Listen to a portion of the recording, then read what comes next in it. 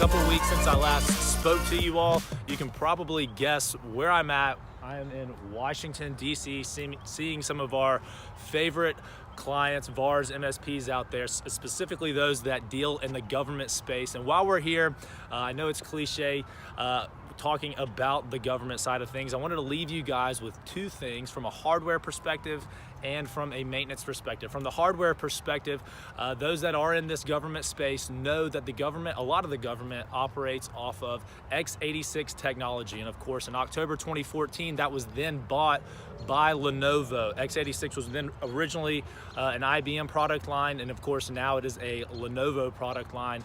So those that are still operating off of this technology, which is a lot of the government, when they need replacements or memory fails or they want a hard drive replacement, the only way to replace that is to go through an end-of-life solution. If they were to go to the OEM, they have to go to a Lenovo solution. And as most of you know, Lenovo is a quote-unquote made in China company, and that is a no-no for the government. So this is a tremendous opportunity for you guys to capitalize and utilize Procuri in this end-of-life space when those folks that were on the x86 platform and they need those capacity upgrades. Secondly, on the maintenance side of things, and not just on the x86 side of things, there is a tremendous opportunity for you guys for post-warranty maintenance. As I mentioned, the x86 platform transferred over in 2014. That was nearly 4 years ago.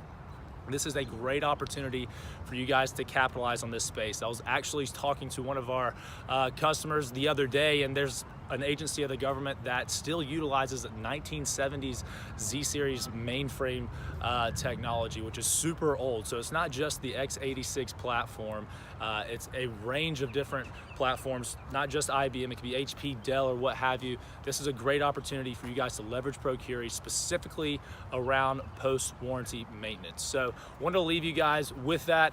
As always, I will always be available. If you have questions, feel free to reach out and I will talk to you guys.